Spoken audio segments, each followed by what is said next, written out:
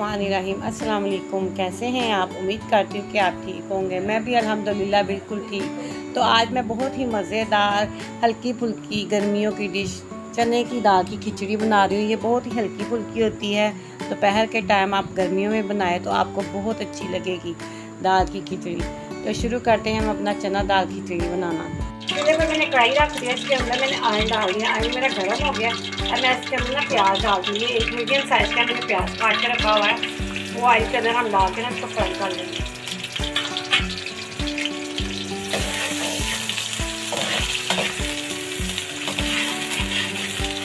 मज़ेदार सी खिचड़ी हमारी तैयार होगी चने की दाल की।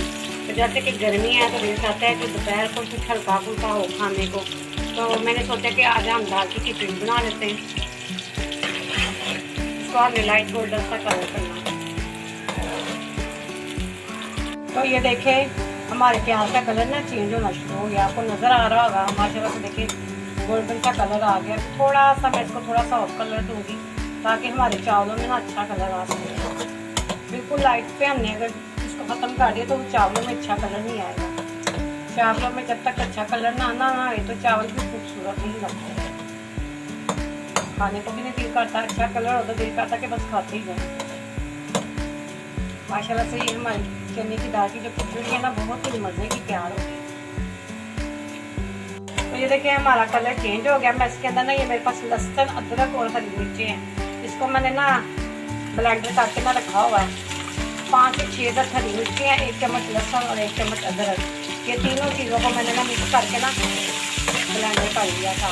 इसको भी मैं इसके अंदर ना फ्राई कर लूँगी ताकि लहसुन अदरक की जो है ना खुशबू मसाले में अच्छी तरह से रख जाए और ये लहसुन अदरक का जो कच्चापन है ना वो भी खत्म हो जाएगा। यहाँ से आप लहसुन अदरक को हरी मिर्च तीनों पत्थरों को काट लेना है, मोटा मोटा चॉप कर लेना। जैसे मैंने ये मोटा मोटा किया, बिल्कुल बारीक नहीं करना। तकरीबन 2 मिनट मैंने ना लहसुन अदरक और हरी मिर्चों को भी प्याज के साथ फ्राई कर दिया है। और अब आप ये देख लें कि कितना अच्छा कलर आ गया है। बस यहाँ पे मैंने इसके अंदर ना थोड़ा सा पानी डाल दिया।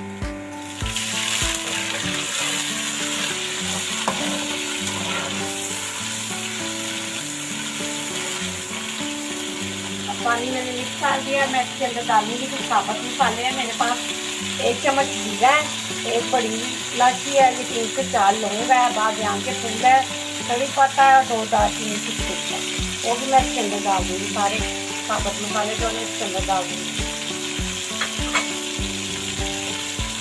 इसके साथ इसके अंदर जाएगी लाल मिर्च, ये 2 चम्मच है छोटे, वो मैं इसके अंदर भर के डाल दूँगी। वैसे आप अपने टेस्ट के मुताबिक भी मिर्च डाल सकते हैं। 1 चम्मच भर के मैं इसके अंदर नमक का डालूंगी।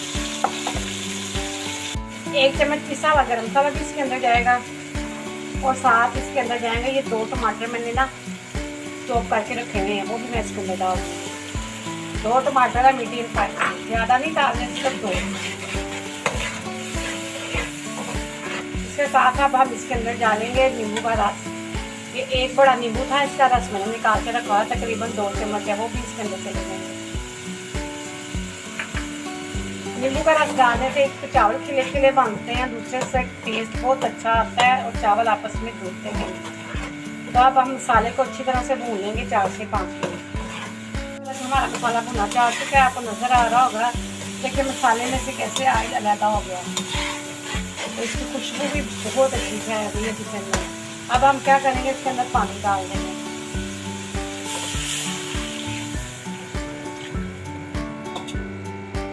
तकरीबन मैं इसके अंदर डालूंगी 1.5 किलो पानी, क्योंकि हमारे पास 1 पाव चने की दाल है तो मैं इसके अंदर डाल दूँगी। इस चने की दाल को तकरीबन मैंने 3 घंटे पहले का भिगो के रखा हुआ है। 1 पाव चने की दाल है, इसको 3 घंटे मैंने पहले भिगो दिया था।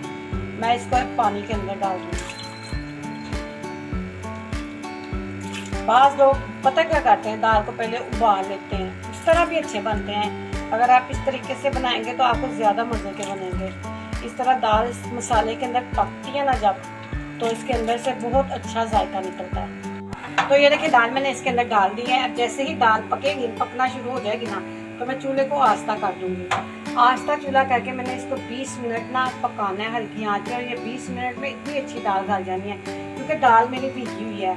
अगर हम दाल को भिगोए ना तो फिर मसला हो जाता है। हमने दाल भिगी, अच्छे रिजल्ट के लिए आपको चाहिए कि दाल को भिगोए, ठीक है ना। अगर उबालना है तो आप पका सकती हैं उबाल के भी, लेकिन मेरे ख्याल से इस तरह बहुत अच्छी बनती है।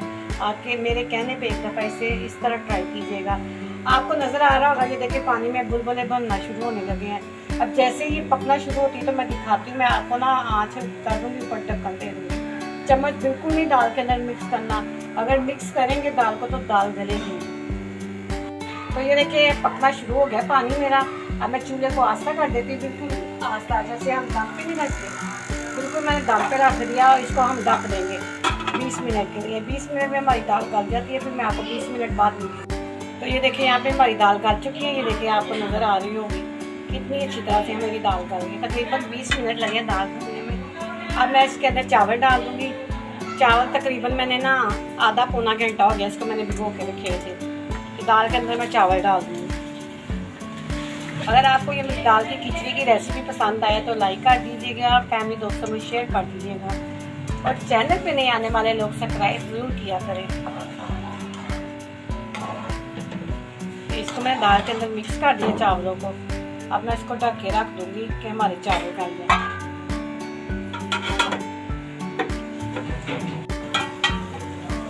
तो यहाँ पे देखिए हमारे चावल तकरीबन गल चुके हैं, ये आपको नजर आ रहे होंगे, देखिए माशाल्लाह से। अब मैंने इसको दम पे रख देना है। दम पे रखना है मैंने इतने पानी में, बिल्कुल पानी खुश्क नहीं करना। अगर बिल्कुल खुश्क करते तो चावल मजे के नहीं बनते। इसको हम उतारेंगे और दम नीचे तवा रख के ना दम दे देंगे। तो ये देखिए मैंने इसके नीचे तवा रख दिया। मैं इसको दम लगाऊंगी तकरीबन 20 मिनट के लिए। तो अब मैं आपको 20 मिनट बाद मिलती, तब तक चावल दम लग जाए। तो ये देखिए माशाल्लाह से हमारे चावलों को दम लग चुका है। चूल्हा मैंने बंद कर दिया हुआ है। मैं इसको आपको उठा के दिखाती हूँ। माशाल्लाह से मेरे इतने अच्छे ये चावल तैयार हुए, आपको नज़र आएंगे इतने प्यारे। माशाल्लाह से खिलने से हमारे चावल तैयार हुए हैं।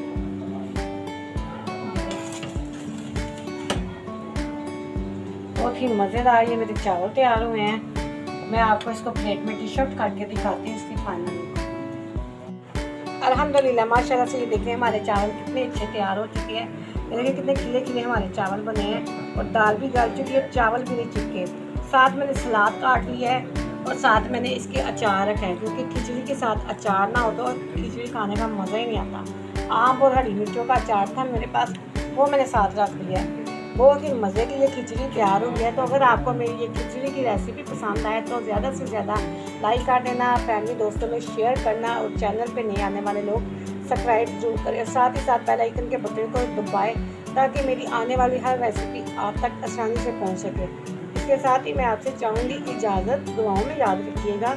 अल्लाह हाफिज़।